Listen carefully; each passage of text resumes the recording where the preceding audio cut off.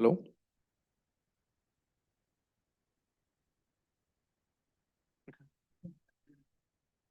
No, it is not.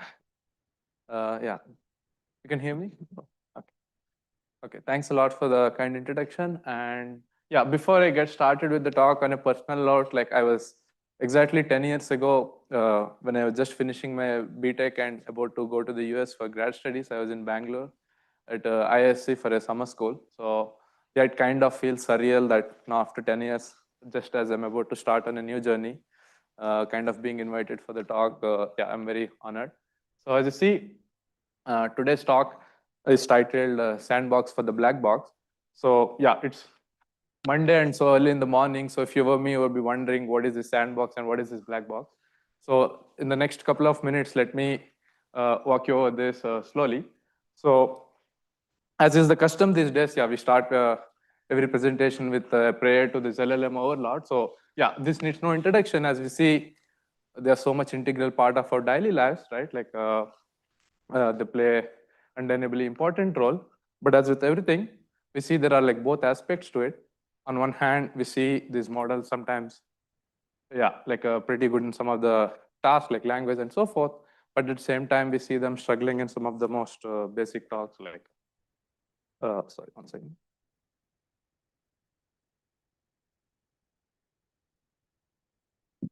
Yeah, some of the most basic tasks like arithmetic and so forth, right? But with more and more integration of these models and for many next generation technologies, it's not hard to imagine that the same, the futuristic societies could crumble any moment if the underlying foundations are flimsy. And in order to avoid these kind of scenarios and in order to realize the full potential of AI and these models, there's a critical need at the moment to fundamentally understand what these models do, and in particular, what exactly do they learn and how do they learn? Okay, so these are like something we would really like to understand. And to do that, we need principled frameworks and tools that facilitate this understanding. Okay, so you can say, okay, while this is a very good and ambitious goal to have, but at the same time, there are some intricately involved challenges, as you can imagine, because if you look at the current pipeline to develop and train these models, it's quite complex by nature, and it's often mathematically intractable. Okay, so what do you mean by complex? Okay, so let's take a look. If you take a closer look at the current modern deep learning pipeline here, there are like a lot of many moving components, starting from say let's input data, optimization and model and so forth, and later with sampling, right? So there are a lot of moving components and knobs to turn around. And if you want to understand what are like some of the core and integral components of this pipeline, it's almost like prohibitively expensive so that you can go and tweak each and every one of them, right? Given the associated both monetary and computational costs. So we need a principled way to progress on this front, right? If you want to understand what are the core integral components. And that's exactly where sandboxes come in, okay? So the main purpose behind using the sandboxes is so that they're simple enough to allow for like a tractable analysis and to give meaningful insights, but at the same time powerful enough that can do some practical interventions using these insights. Okay, so that's like the overall picture why we are using the sandboxes, and in particular, how exactly do they help? So first and foremost, definitely like the purpose of scientific curiosity, they give us a lot of detailed understanding and at the same time clarity regarding what's happening. And this kind of philosophy has been central to like many groundbreaking discoveries in like various fields like biology and physics, right? And on the other hand, they can also serve as like a stress tests or like to diagnose what are like some of the failure modes for these models. For example, you can take some simple tasks like say arithmetic and so forth, where you can see some of these models sometimes fail surprisingly, and you can use this kind of analysis to see like what contributes to these failures and how we can overcome them. Okay, and the main again the main purpose of doing all of this is to realize again the final holy grail is you can translate these insights into better algorithm design, like faster and efficient ones at the same time with architectures. Okay, so that's like the overall goal here.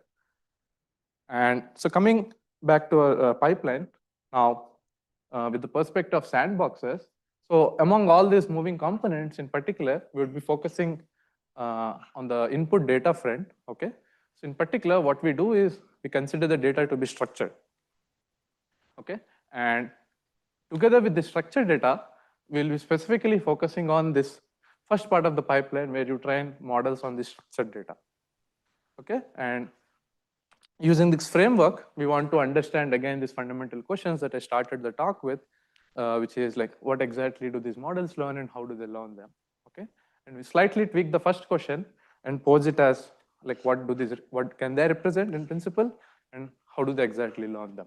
Okay, and finally we'll add even another important question that is also equally important to understand, which is once they learn the solutions, like how exactly do they generalize to some unforeseen circumstances and so forth.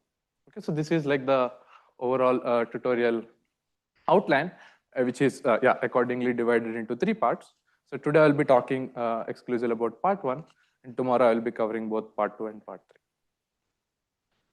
Okay, so this is on the front of what are the questions that we are trying to answer. So now going to the structured data framework, right? So here, as I said, we'll be using like some kind of a structured data to understand these models. So in particular, for the structured data, we would be looking at sequential data because often that's how these models are trained, right? Like on a lot of text corpus and so forth, which is sequential in nature. So that we'll be focusing more on sequential data. And with regards to data models, we'll be considering like some class of Markov models as well as topic models and formal language and so forth. And this is just to give some examples of like what are the structures that we would be covering. And going to the model front, so here we would cover like the popular classes of models, so transformers and so forth, and another new class of architectures that have again made a resurgence, the classical RNNs like SSMs, but we'll be like briefly touching upon them, but mostly we'll be talking about transformers. Okay, so that's the overall outline. So in the next couple of minutes, I'll just give you a very, very high-level overview of what these structures are.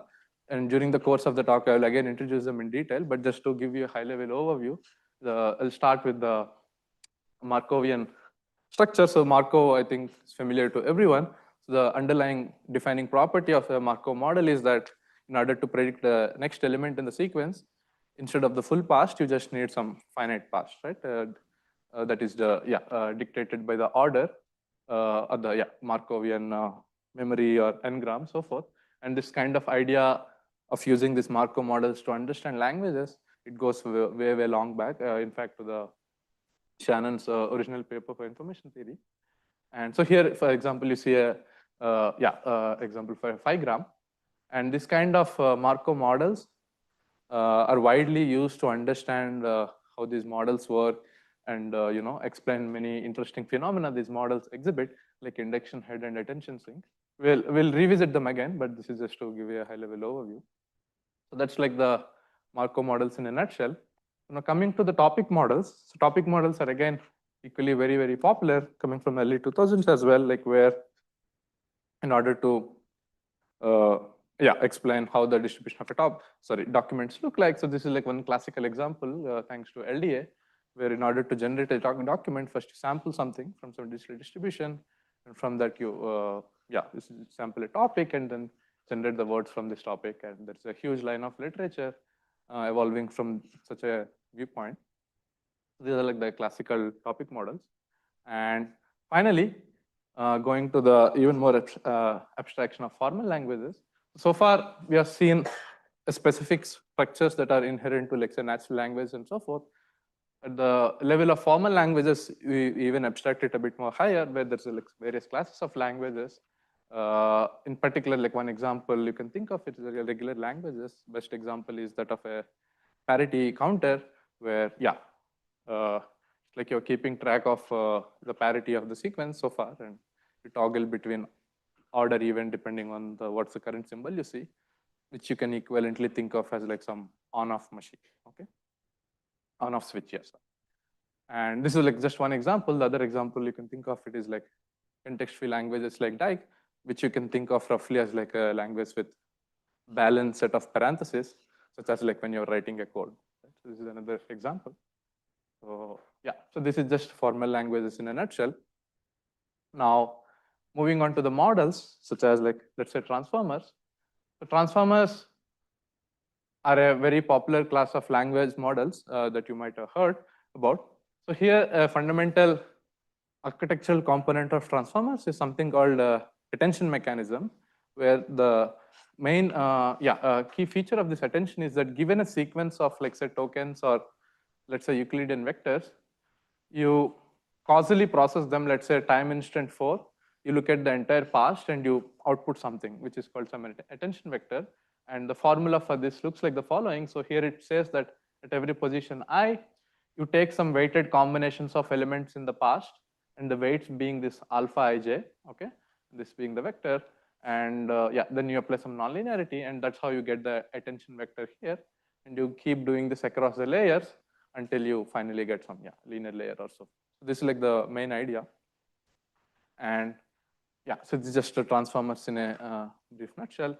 And going on to RNNs, which are like which have a long line of history. So the fundamental idea behind RNNs is that there is a specific hidden state like HT, and you sequentially update at each time. So basically, upon seeing an input XT, you take the past state HT minus 1 and the current state, and you do some transformation that gives you updates your current state, and afterwards you get the output using some other like standard functions. So that's the main fundamental idea behind RNNs. And if you take this transition function to be some classic nonlinearities, you recover the nonlinear RNNs, which are widely known and studied. Whereas if you don't have any nonlinearity, they're like these classical linear dynamical systems. And more recently, they have again made resurgence in the form of state space models, which are synonymous, like such as S4 and Mamba, which we'll look again later. So these are RNNs. So this is just to give a brief overview of like what are the specific kind of structures, both on the data and the model front. Okay, and so now coming to the main part of the tutorial, where we would be looking at what these models can represent.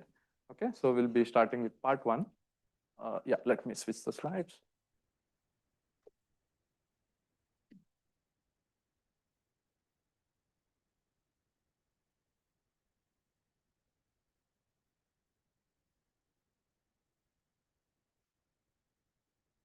Okay, so let's start with the representability part, also known as the expressivity.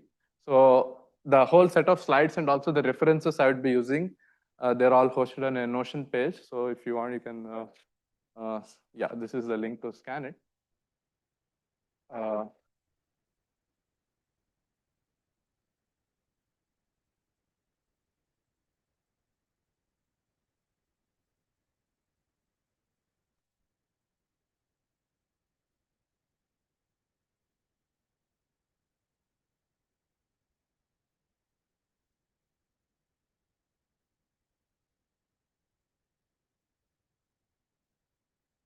Okay. So in this part, like for the representability, the main question that we are interested in answering is about the existence of a specific solution to solve a task. Okay, and what exactly do I mean by that? So if you're given like set of some parametric functions, any of your favorite class, like say linear models or neural networks, I would be interested in answering, does there exist a realization of these parameters that can solve this task? Okay, and the reason why this is very important is that this is like an important and fundamental prerequisite if you were to answer more complicated questions like how do models learn certain solutions in practice. First, we would like to know if they can indeed realize this solution, right? So that's like the fundamental prerequisite to answering any learning-based questions that we'll of course look in part 2, and to further study what are some generalization properties these solutions exhibit, right? So we need to know the existence of at least one such solution. So that's what we'll be looking at here. And for the functions, the parametric functions, we'll be focusing on sequence models, okay, in particular RNNs and transformers that we just saw before. And again, for the sake of completeness, I will go over them again. So RNNs, as we saw just briefly before, are dictated by this state recursion, HT and f of some xt and ht minus 1. And if the underlying nonlinearity is there, it's a nonlinear RNN, and if not, it's a classical linear dynamical systems and state space model. Okay, so this is these are RNN. And going back to transformers again, So here, as I said before, the main component is this attention layer, where you causally process the inputs using a specific mapping that I wrote here. So this is a weighted combination of your past inputs, and you apply some transformation. And these weights, in particular, are computed using some softmax function, which is like computing probabilities. So here, at any, for position I, this weight, you assign it to position j. Okay, this is alpha ij. This is proportional to some dot product between some Curie vector, this is what it's called, at position j with a key vector at position I. Okay, so this is the weight that you assign to a specific position I when you're, sorry, position j when you're doing computation for I, and then you multiply this with some vector, let's say, and you take this weighted combination with some transformation. Okay, so you can just think of it as a weighted summations of the past. Okay, so that's what this attention layer does. And one special case of interest is where it pays uniform attention to everything in the past. Let's say all these are like simple, like 1 over t uniform, then it's like doing some kind of an average or a sum of the past. And on the other extreme, let's say if you only pays attention to just one of them, like it's very sparse, then you can think of it as some kind of a selection or a retrieval. So there are like two special cases of attention functionality. And so now that we have seen architectures, you can ask what are the kind of results that we are interested in for establishing for these models. Okay. So for example, if you take transformer, you can ask in parallel to how people study like feed-forward neural networks and so forth, this kind of representation capabilities, you can ask if these models are like universal approximators, right? So recall these are like sequence to sequence functions, right? You are given a sequence of tokens, they give you some sequence of probabilities or like a prediction probability, logics. You can ask if they can act like universal approximators for any sequence to sequence mapping, okay? And the answer turns out to be yes, unsurprising. Okay, maybe I don't know, it depends. I can say unsurprisingly for the most part. So you can show that any continuous function on a compact domain could be arbitrarily, closely approximated by a transformer, okay, thanks to this work in 2019. And then a key feature of this construction is that one could show that the attention layers that they use to realize this transformer, the size doesn't really depend on your input dimension or like the sequence length, but the downside is that the depth has to scale exponentially. Okay, so that's the the downside of it. But nonetheless, there exists for every like a nice enough function, there exists transformers that you can arbitrarily approximate. D is the input dimension, like the embedding. You can think of it as like.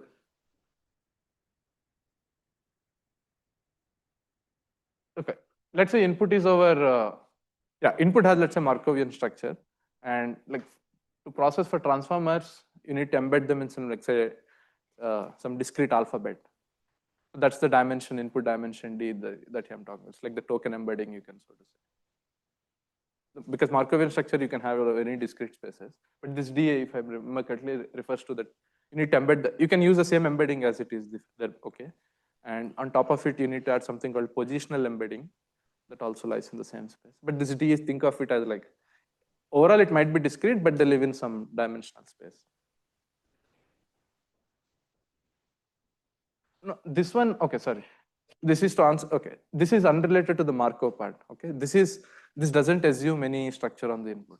This is for any, given any sequence to sequence mapping F that takes a sequence of T tokens, each lying in some D-dimensional embedding, and takes it to again the same dimension, assuming it's some nice enough, there exists a transformer that can approximate. So that's the. This, if I remember correctly, is LP norm, some kind of an LP norm, any P greater than or equal to 1.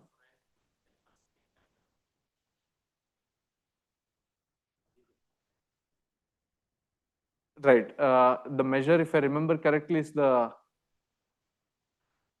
assume that it's supported on some compact domain. And I think if I remember correctly, if it takes the Lebesgue measure on the set, if I remember.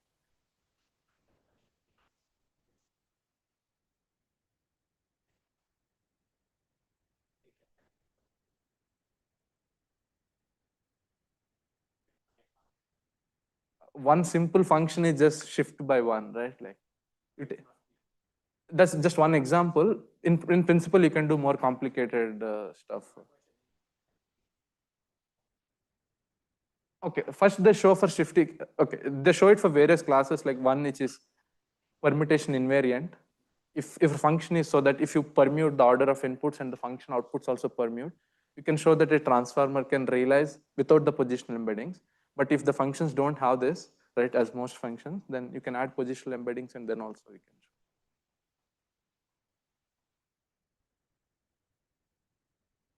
Okay. Yeah. T is the sequence length. Yeah.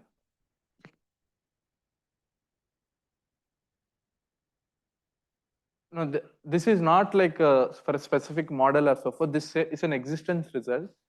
It says that you give me a function, I will give you a transformer architecture so that in some metric, they're very, very close.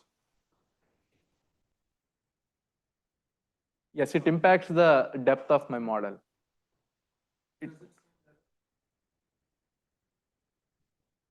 Yeah. You can realize let's say, you can write down these weights and whatever so that if you compute the function, what the transformer implements, in some LP norm, so forth, it's very, very close to the size is basically, if you look in the attention layer, there are you transform them into some Curie vectors and also it's that dimension. And what I showed you is just what is called single head. You can do this in parallel, that's called multi-head attention. So the size like now scales with the number of heads. So size includes, you can say, total number of parameters in that specific layer. It's like simply like, yeah.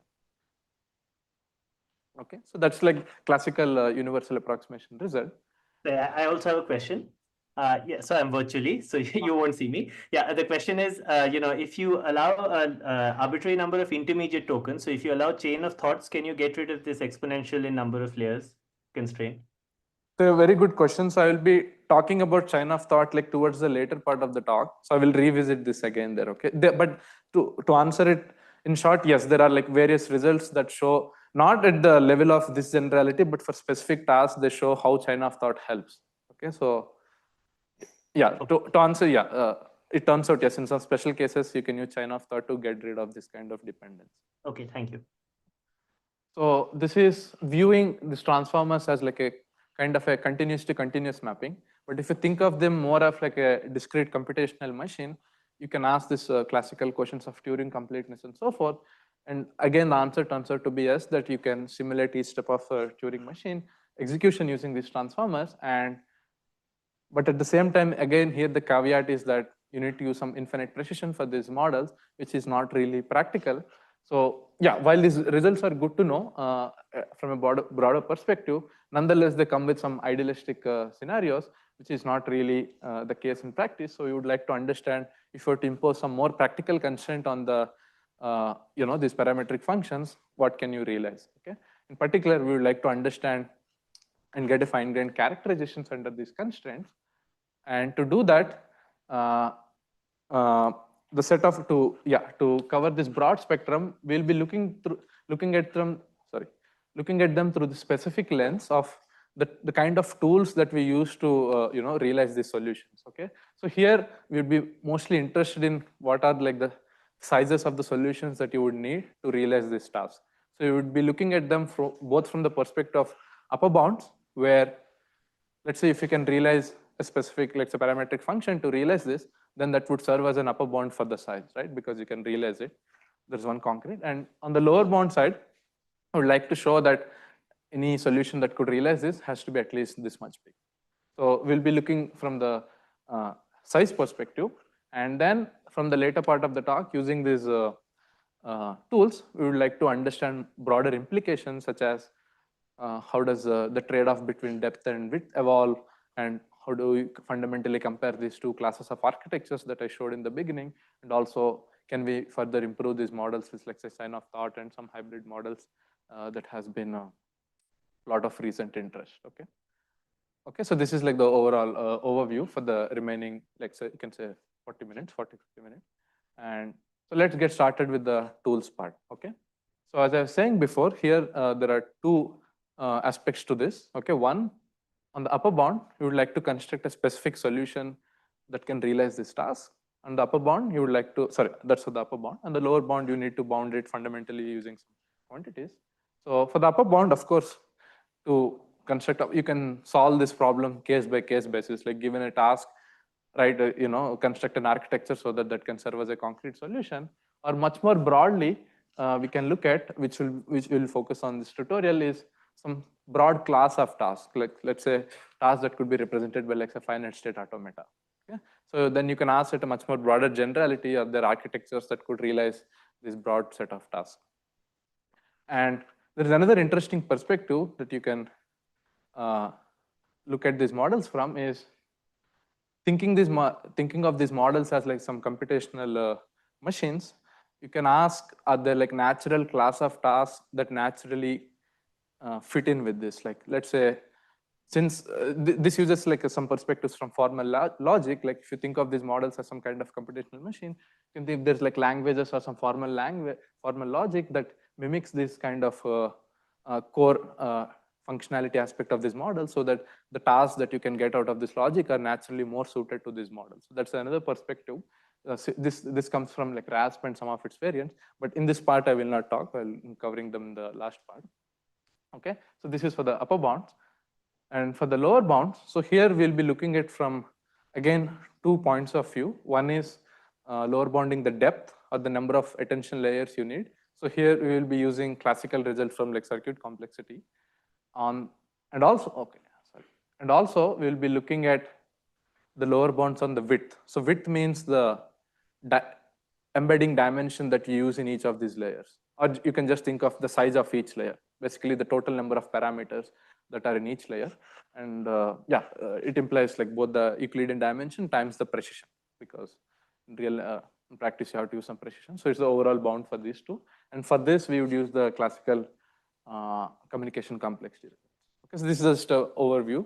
I will go into detail in the next couple of minutes. So let's get started with the upper bound. So in particular, we would be looking at finite state automata. Okay.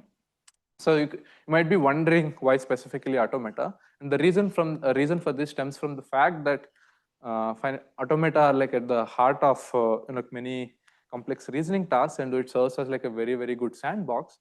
For example, Markovian models and regular languages, they can all be thought of as like finite state automata. And to give just one concrete example, let's say if you were to multiply a bunch of plus ones and minus ones, using the observation that -1 could be represented like this and 1 could be represented like this, this is equivalent to just keeping track of the parity of the exponent, right? So this you can think of it as like a two-state machine, the states being even and odd. You toggle in between these two, depending on whether you see a 1 or 0, right? And this is the one classic example of finite state automata, okay? And much more, in much more abstraction, you can automata is specified by this triple, where Q denotes the set of states, sigma is the set of inputs, and delta is your transition function. Okay. So at any time t, in order to transition from the state qt minus 1, upon seeing an input sigma t, this transition function delta dictates how it goes to the next state qt. Okay. This is just the definition of automata, and it's finite state because the set of states that you can take is finite. Okay, this is the just the abstraction. And one example that you saw already before is this parity counter, the two states being odd and even, and the inputs being 0 and 1. Okay, you toggle between these two. And another classical example is this 1-bit memory unit, where the states are like both spade and diamonds. Is club or diamonds? Okay, I don't know. One of the clubs. Okay, club and diamond. And yeah, upon seeing an input corresponding to that, basically always switch to the other one. And if you don't say anything which corresponds to no operation, you just stay put. So you can think of this as like a 1-bit writing when you see something, and if not, it's like a reading, right? You stay in the same thing. So these are just two simple examples, but as I was saying, they capture much more broader set of transitions and like regular language and so forth. And yeah, that's one of the main reason why we would be looking at finite state automata. Okay, so for this finite state automata, then you can ask, is it possible to simulate this automata using transformers? So what do you mean by that? Let's say you're given a sequence of inputs, sigma 1 to t, okay, they lie in this sigma t. And of course, there will be a natural sequence of states, right, q1 to qt.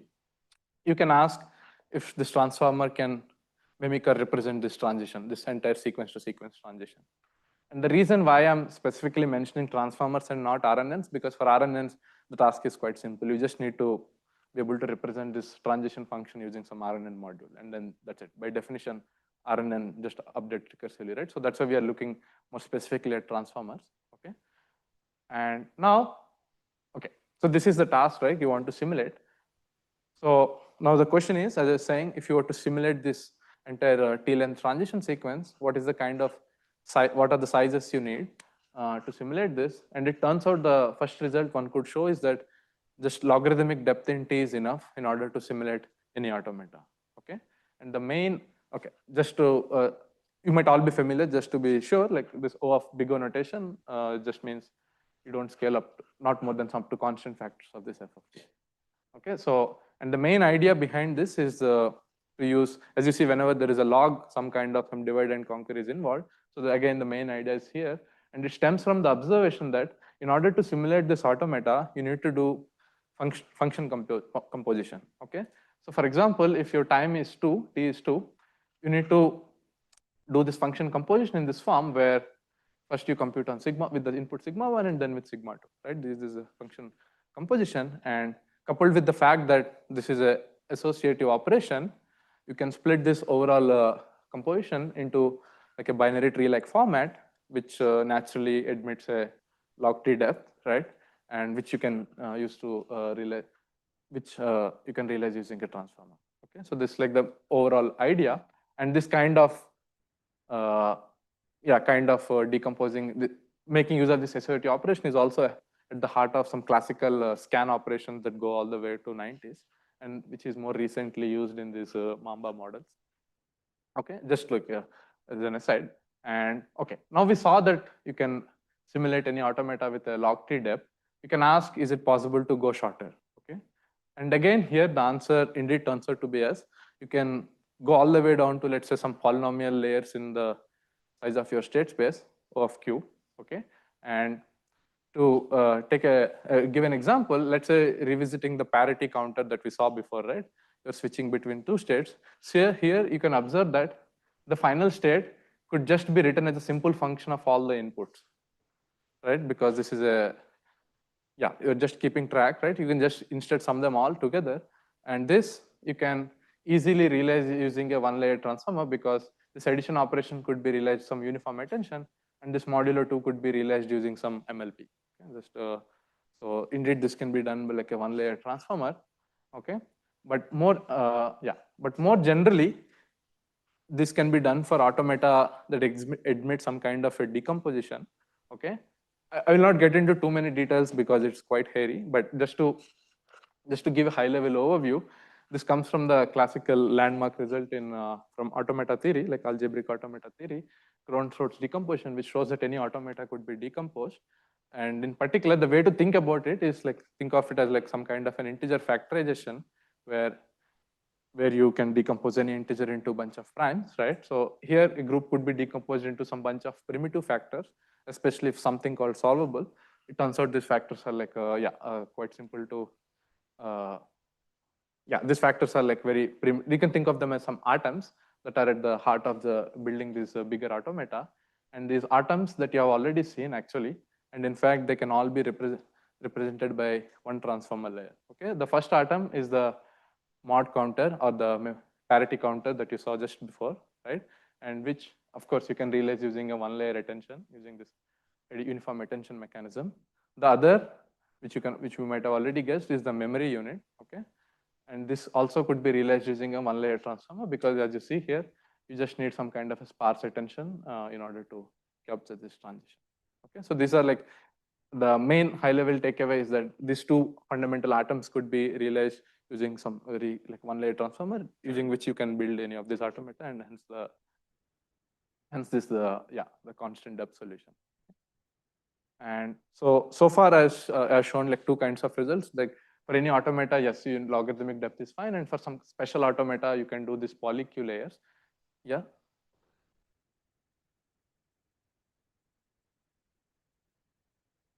It means that basically the final automata could be realized by simulating these smaller automata. And I think it's called something called cascade. It's like a cascade of automata. Like, you can think of it as like some sequence of automata, and all the small atoms are just enough to simulate the bigger automata. I think it's for any automata. I think it's length. I don't think this decomposition is more at the fundamental nature of the transition that you are using. Not really for the length or anything.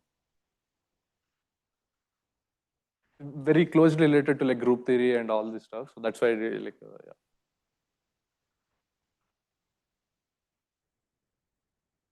Okay, so far I have shown like two different kind of constructions, like one using log depth and with some like say polyq. You can ask, is it even possible to go further down and like with fewer layers? The answer, so in order to look at it, the natural scenario to look at is the second case that we saw here, right, where there is some polyq. So here again, the answer turns out to be yes. You can sometimes even do with constant depth. Okay, this as you saw for parity, right? Like if the underlying operation is commutative, just like for addition, it turns out that some kind of counting suffices, which you can realize using uniform attention. Okay, and if it's not commutative, there are again some special kind of automata. For example, this grid world where you keep toggling between the states. Again, one could do this, but much more broadly here, the question one could ask is, apart from these kind of specific structures, are there any special structures motivated by like the kind of hierarchy induced by this transformer computations that are more naturally suited for transformers, so that they could represent just with constant number of layers? Okay, so that's like the question one could ask, and this is partially already answered by this RASP kind of framework, again, which we look in the last part.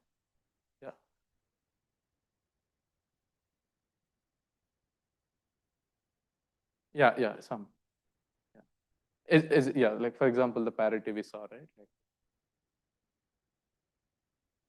okay, so this is looking at for like the special kind of automata we have seen here for the second case.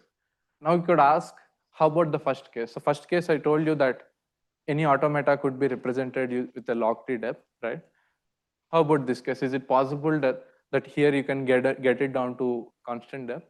And the answer turns out that it's a no. And the hint for this comes from the second part that you might have guessed. So it turns out there are some like non-solvable automata. For example, one classical example is this permutation automata, which means the transition corresponds to like a permutation in these 5 elements. Okay, that's how the transition function looks like. For this automata, it turns out that you can establish a lower bound, which is like log t. This I will revisit again in the next part of the talk, but to make the long answer short, yeah, it turns out you cannot do it for every automata with some constant. Okay, so this concludes the part on the upper bounds. Okay, where we saw how we could realize from broad class of finite state automata what is the kind of depth or the size you need. Okay, now switching gears to the lower bounds part, where now we have to look at it from the other angle, where you need at least some amount of size in order to be able to represent this. So we'll be looking at both depth and width. Okay, so let's get started with depth. Hi, I have a question. So I guess this is probably stupid, but you described these two kinds of bounds, log t and order one in Q. Okay. So there must be some connection between these two, right? So what's the connection?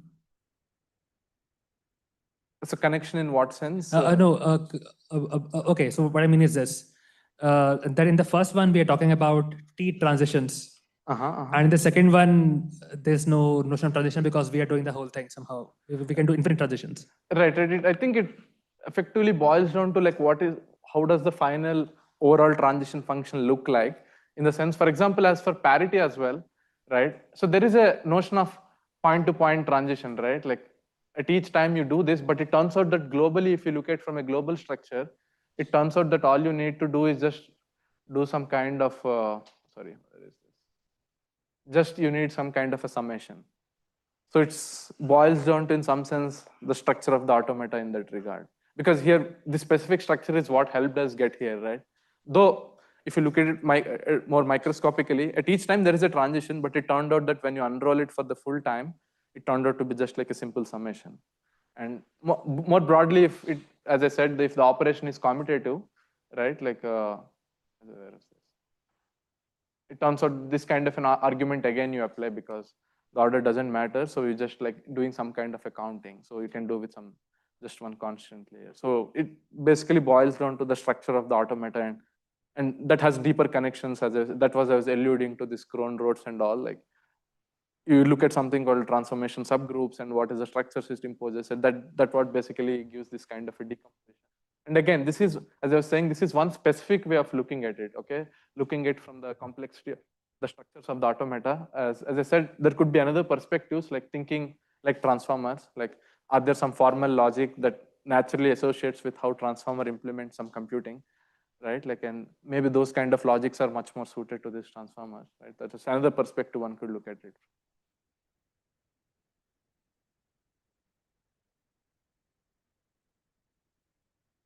No, so log T is for all automata. Q is solvable.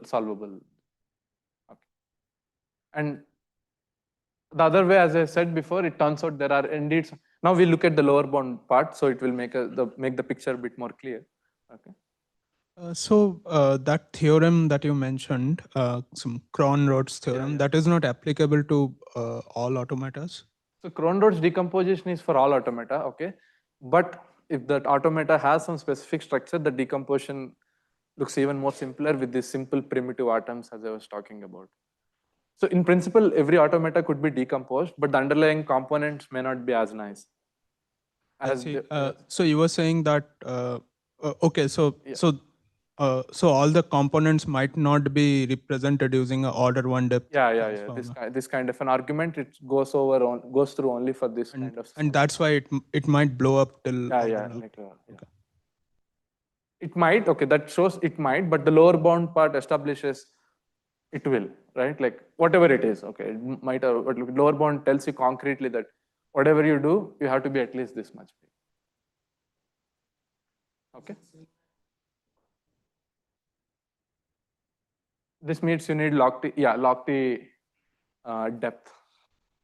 Log T depth. I will talk about this in detail. The second part I will touch about this lower bound. Okay. So now revisiting the lower bound part. So here, so how much time I have? 15, 20 minutes? 26, okay. Okay, 20, okay, 25. Okay. Yeah, I think it's enough. Yeah. Okay. So now starting with the depth part. So here, the main, okay, for this lower bound, to look at this part, let's revisit again the previous question, which is why can't you simulate every automata with like say constant depth transformer layers, right? So here, the recipe to establish this kind of bounds used to use something called a conditional lower bound, okay? And the procedure is as follows. First, you identify basically two complexity classes, okay? Some classes, C2 and C1, which strictly differ by depth, okay? And then you find some task, let's say A, that is like in fact the hardest in this class, okay, in C1. Then you try to place the transformer function class in this hierarchy, let's say like this C2, okay. So that's like the line of thought you would follow to establish kind of lower bound. And finally, under the conjecture that like this inclusion of C2 is very strict in C1, okay, it follows that since constant depth transformers lie in this C2, they cannot represent or solve the task A. And that's where the conditional aspect here comes from. The conditional is upon the condition that this conjecture is true. It's a strict inclusion. So that's how the kind of results in this along this flavor look like, that use the classical complexity results. Also, but that's the flavor, okay? We'll look at this in more detail, okay? So as I said, step one is to identify two classes. So here, two classes one typically uses, like a very popular in this literature, is one is this TC0 class, which corresponds to a circuit complexity class with all the classical gates and also a threshold gate. Okay, that corresponds to constant depth gates, and NC1 corresponds to circuits with logarithmic depth, and again having all the gate functionalities. And this is step one. Okay, purposefully I'm not going deeper into what exactly these classes are. Like, it's a bit messy, but the way to think about it is just like some circuit complexity classes corresponding to some some gates using some Boolean operation. And the step two is you needed to identify some hard task, let's say in C2, and it's well known that again the revisiting our old friend, the permutation automata, is lies in this circuit class. Okay, NC1. This is step two, and step three comes from very thanks to a wonderful result. One could show that if you have constant layer transformer with log precision, meaning T is if your sequence length, log T precision, it turns out that they're strictly inside this, they are in this TC0 class. Okay, this follows from this paper by Merrill and Sabharwal. They show that the kind of functions they could realize, they'll strictly lie in this class. And the main intuition is that the kind of operations that they do, they could be mimicked using this kind of gates used in this circuit class, like addition and multiplication. Okay. So now, under the conjectural law that this TC0 is a strict inclusion in NC1 and that they're indeed not equal, it follows that you cannot represent this automata using a constant depth transform. So that's like the overall line of logic, how we establish this lower bound.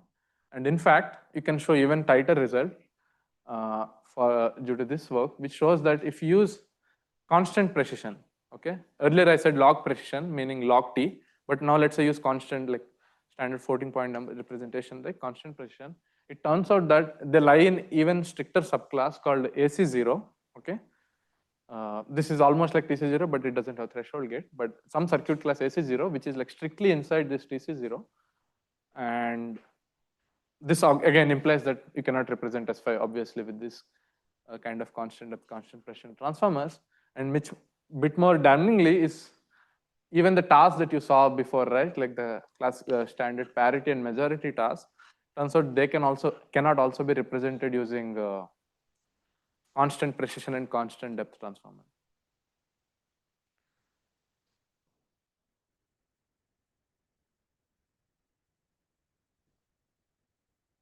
Log T depth, that's what this shows. Experiments, like they kind of empirically verify. Okay, experiments is a double-edged sword. I will talk about why. Okay, I'll just come to that point in 1 minute. But in some sense, yes. Okay. So as I said, this is a kind of bit of an alarming result showing that even such simple functions cannot be done by these transformers, right? But the way to look at many of these lower bounds is that most of them are asymptotic in nature. Okay. So what do I mean by that? Many of the circuit complexity lower bounds is that there is some sufficient enough threshold for your sequence length beyond which there are tasks that these transformers cannot simulate. So basically that's the way to look at these results. Okay. So that naturally raises the question of what happens maybe at smaller instances the transformer could possibly succeed, and that indeed actually happens, right? Like many of these difficult tasks, sometimes they observe even for small instances they could solve, but maybe for longer instances, these lower bounds kick in and then you cannot. So it's a bit of, in that sense, that's why, as I said, the answer is a bit nuanced. But that's what the kind of perspective we get using this kind of circuit complexity arguments to, separate depth of this transformer. Okay. So that's the conclude the depth part of the bounds, and now going to the width part, right, where we would like to now lower bound the sizes of each of these attention layers. So here we'll be relying on another classical technique that comes from communication complexity arguments, which has again a huge, which is widely used in like TCS literature and so forth. Sorry, I have a quick question about the previous part. So we said that things like parity and majority, at least in theory, we are unable to do using constant depth and constant precision. So, okay. It uses log precision. Oh, okay. Earlier, I did not say about the precision, but as this lower bound shows, earlier construction, I told it uses log precision. Okay, but this lower bound tells us that you cannot do this with constant precision. Yeah. So we know that we can't do that with constant The precision. constant precision we cannot do, but with if you allow log precision, then log precision you can do because it's in TC0 class. So if it's constant precision, you are in this some small subclass called AC0. Okay. But if you use log precision, sure. Sorry. So let's say we have log precision. I think that's so this I should be a bit more specific. Here the separation you can say is more in terms of precision, more so than depth, because you're already inside TC0, which is constant depth. So here the separation is more for the precision, so to speak. Right. So it's log precision you can realize, but if you use constant precision, then it says you cannot, because it's strictly inside this class, and it's known that parity and majority they're outside AC0. So then I have this other question that I guess one reason why we are trying to do these things is so that we can maybe make some common architecture which can do both language and arithmetic and things like this, because I guess this we can anyway solve otherwise. So I guess the reason why I want to do with transformer is so that we can have a common backbone which can handle both language and arithmetic, right? That's the only reason why we are doing this. So I'm wondering that is there like a task which one can create which incorporates both this kind of thing and also some language element, and then one could ask a question. It's actually a difficult question, so to speak. But all of this boils down to like how do you describe a language, right? Like one of the reasons why we are doing all of this is to get that perspective, what kind of structures can be one can say are inherent in languages, and we would like to use this kind of small black boxes so that we could understand this. In that sense, it's a bit complicated to say like so language has many structures, right? You can say it has some Markovian structures. But that's one of the reasons why it also exhibits many other kind of structures inherent to these formal languages. That's a huge line of work in 50s, right? Like this Chomsky hierarchy and so forth. So and the question that you answer, like some parts of it are basically we are addressing them in blocks, right? Like some kind of automata, this happens, that happens, and already the picture is very, very complicated. So I feel there is no like simple answer to that, unfortunately. But that's what you're in the search of, right? Can I ask a question? Sorry, just to understand these results. The question is, so let's say I give the transformer access to an external memory, right, which allows it to keep track of a state. And maybe are we saying that a transformer you can't design a transformer to simulate an arbitrary Turing machine, even if it has access to an external memory? I mean, one thing that's bothering me here is that it seems to suggest that all the computations have to be done within the transformer's context. And maybe that's too restrictive and we just need one memory, external memory, and then all these problems go away. It's a very good suggestion. Actually, exact memory point, I don't know, but there is some kind of modification you do to transformer, which is called a loop transformer. Actually, you keep reusing the block. You can think of it as like a recursion, okay, unrolled across time. Yeah. So this I will touch in later in some part of the talk. And it turns out that to answer your question, yes, if you can do some modifications on top of the current transformers, you can correct for some of its limitations. Yeah, it is possible. Empirically, it seems that current transformers should be able to simulate a Turing machine, right? Maybe with some additional, you just have to, with some additional embellishment. I don't know if like standard plain transformer can do it. I think because the theory says something, but I don't know in practice it's that obvious that you can simulate anything. Okay. Okay. Okay. Thank you. Yeah. Okay. So I think okay. I'll slightly be quick because we have 15 minutes. Okay. So as I was saying, the second part for the communication complexity. So here the main idea is that we would like to pose this question of if you were to solve some distributed task where several parties need to communicate amongst each other, basically how many bits do you need? Okay, so this question is at the heart of many of the communication complexity arguments that we would use. And the recipe here is again, that whatever the task that you have at hand, reduce it to some known communication problem and make the size of interest, for example, in this case, the width, the main communication bottleneck for this problem. So that if you know some known lower bounds for this communication problem, that directly translates to lower bounds for your width. Okay, so that's like the overall recipe.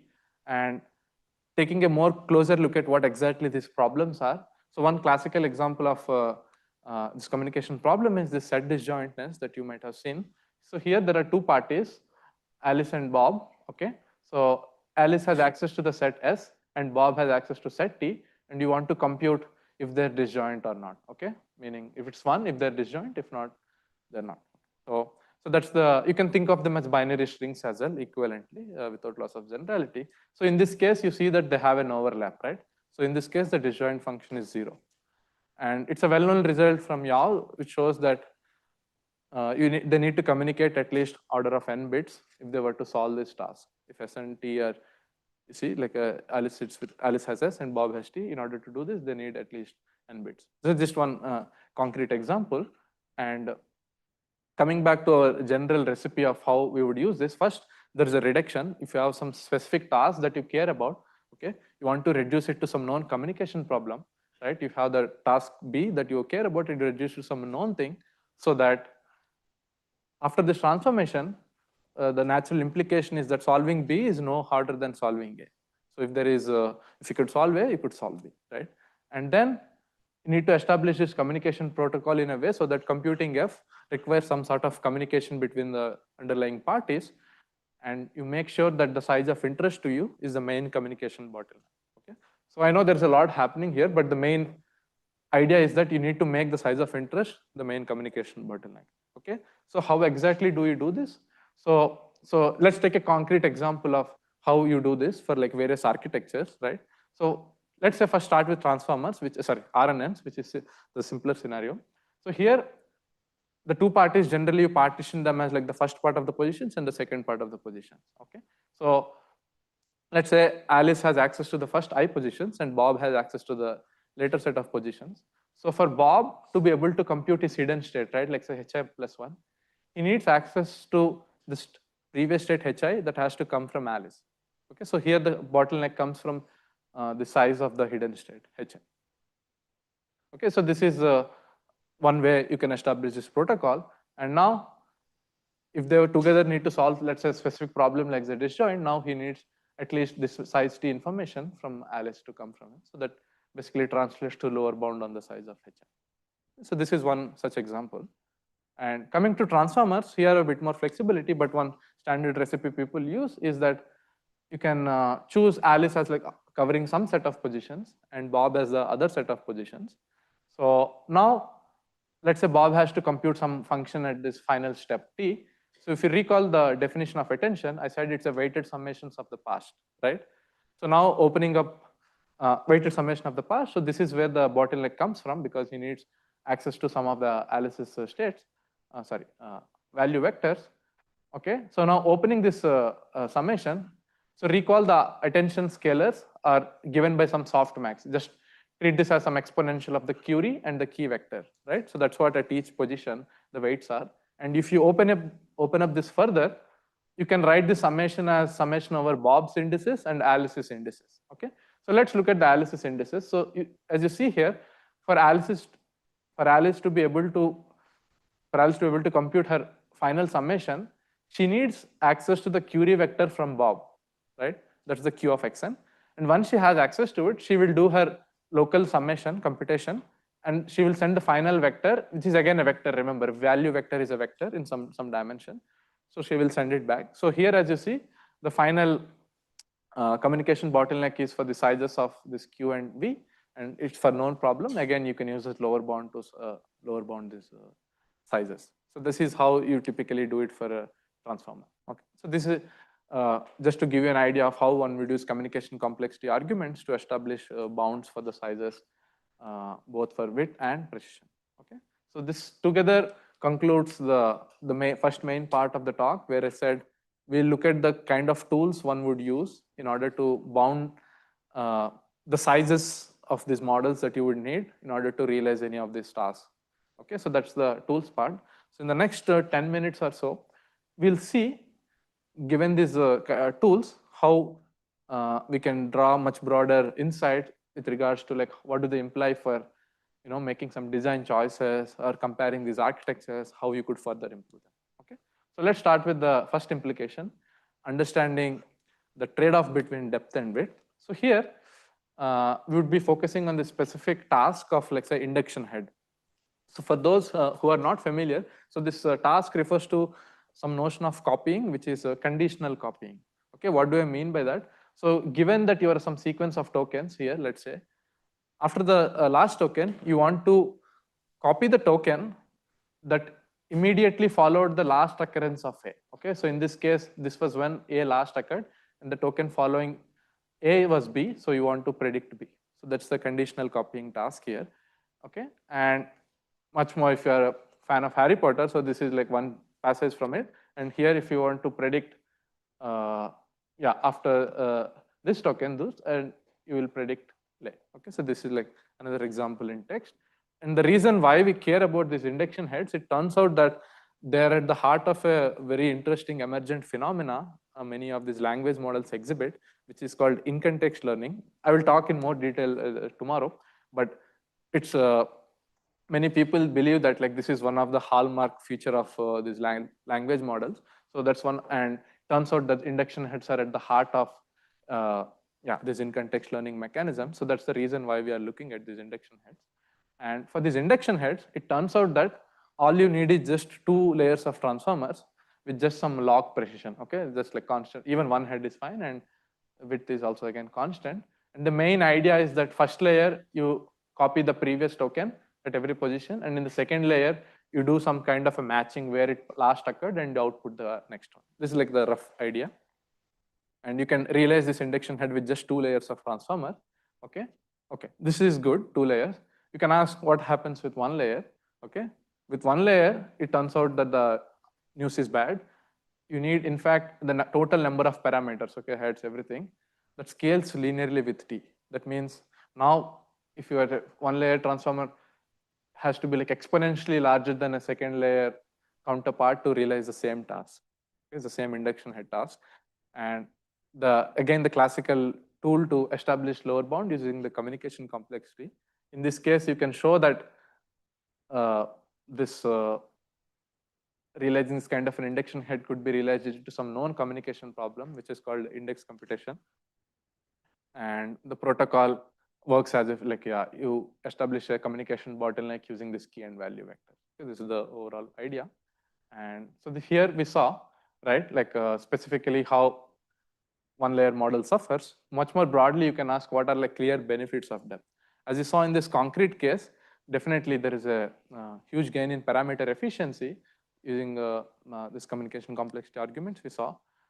And also earlier we saw using circuit complexity results, how you could separate this kind of a depth, you could have this depth separation. Okay, and on a related note here, there is another line of work here, something called loop transformer, where since transformers by nature don't have this recursion style, you can add this extra layer of recursion style where you use the same transformer block over and over. In some sense, it's like a dynamic depth. Okay, this you can decide, and that gives this notion of loop transform. And people show that that can also increase the representation power. Okay, so these are some line of works if you're interested in this. And so these are 2 concrete ways we saw how if depth could 2 complexity notions that we saw that could help understand this question. But one could ask other ways to look at it, and indeed there are another parallel line of works. One is called some separation rank, and this I alluded to in the beginning.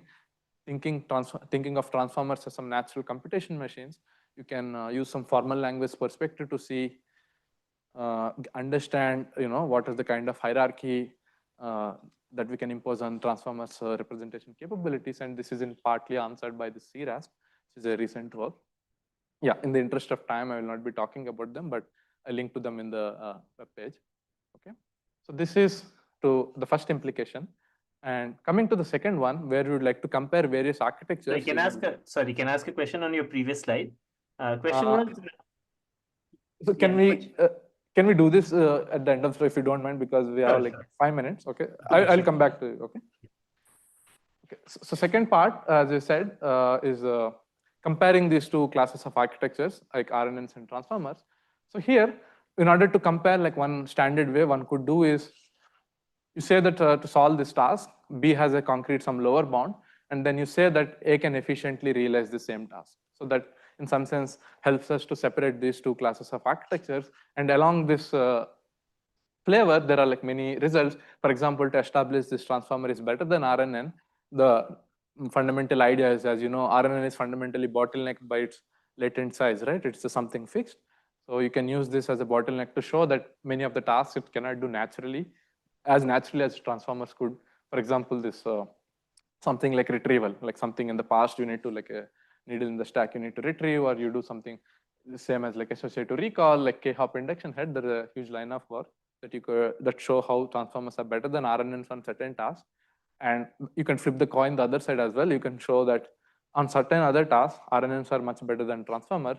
One example that you, okay, and here the main idea again here, as I was saying before, transformers in some sense have a limited depth because you can't really have much recursion going on apart from its natural depth that you give. So in that sense, it has limited effective depth, and it turns out it would be a limitation if you were to represent this automata as I saw, and also some languages like bounded Dike and so forth, where you can show that RNNs are better than transformers that represent in this case. By better in sense, this sizes. And one could also ask this kind of a comparison questions for much more, there are many architectures being developed, like efficient models, realizations of this, and one could ask how you would do this kind of comparisons for this. And this kind of works already try to answer this. Okay, and if you're more interested, like, so this is a blog by Albert Gu, who are the authors behind SSMs, that does this trade-off comparison in a much more broader sense. Okay, so that's for the second implication. And finally, coming to improvements. So here, as I saw, I told you like transformer has certain representational advantages over RNNs, but at the same time, it has its own limitations as well. And here one, what is a popular way one could address is using something called chain of thought, which we'll see shortly. But at the same time, it's still plagued by its quadratic cost because given the way it processes, right? It's the matrix multiplication involved, it's the fundamental quadratic cost, but at the same time, RNNs don't have this limitation in the cost sense. So one could ask if you can design some kind of a hybrid model, combining the best of these two worlds in order to overcome some of these limitations. Okay. So looking first at chain of thought. So the main idea behind chain of thought is that for many of the standard transformers, turns out that some of the simplest reasoning tasks they fail. For example, this is like one classical example from this well-known paper. Okay. Instead, if you were to ask the same model, think step by step or lay out your chain of thought, it turns out that it can do much better, right? So this is the example on the right. And in practice, they observe this kind of a huge boost for many complicated tasks like math and coding tests. Okay, so there is a lot of active research going on. On the theoretical front as well, people show how this chain of thought could, further complement the representational power of transformers. And yeah, there are like a huge line of work. Again, the main idea here is that, if you have additional steps of chain of thought, you can think of that each of step like mimicking some kind of a gate operation using attention to collect them and MLP to compute it. So there are like, so this is like one concrete way where you can increase the representation power of transformers by using chain of thought approach. Okay. Now I showed you like two different ways. One is using depth, and I also showed you that sometimes using chain of thought you could also improve. So you could ask which one to choose. So here again, the answer depends on the aspect that you're looking at. For example, if you are caring about like number of sequential steps, if this is your concern, turns out that depth sort of wins in the sense that there are certain tasks where it turns out that having more depth is beneficial than having the same number of chain of thought steps. For example, for graph connectivity, they show that having depth is more beneficial than the same number of chain of thought. But if you care more about the kind of uniformity you have your constructions, okay? What do you mean by that?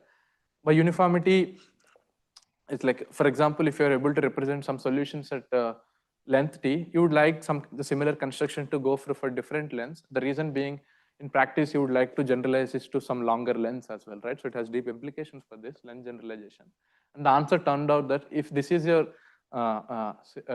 concern, then answer is like mostly tied. Turns out that both are equally as good. Okay, and yeah, we'll touch about this lens generalization more in part 3. Okay, and now coming to the other aspect, how could you further improve RNNs? So here again, chain of thought would help RNNs, but it turns out that it will not help to the extent that it would close the gap all the way with the transformers. Okay, so here, and the reason being there is still some memory constraint. So one natural idea that people explored and theoretically also show that adding just one attention layer kind of suffices, where it significantly boosts the performance of RNNs, like and representational power wise, and in practice as well. Okay, this helps you maintain like low memory footprint while ensuring high quality, and people observe this kind of combination models like Zamba, where like, for example, for every 7 Mamba layers, they just use one kind of an attention or transformer layer. So this kind of translates well to practical insights as well. And here also one could ask, as an alternative to attention, can you use even more efficient architectures, right? Like, I don't know, like some kind of a sliding window or limited window attention, similar to how they use in like S4 and Mamba, they use some convolution layers, right? Which you can think of it as some finite convolutional window. So one could ask if you can design more efficient models. Okay, so this concludes the final improvement part, where we saw how using these techniques, we can see how we could further improve the representational capacity of these models using either hybrid models or chain of thought. Okay. So yeah, so together that concludes the expressivity or the representability part. So tomorrow I'll be talking about how these models learn specific kind of solutions and how do they generalize. Thank you.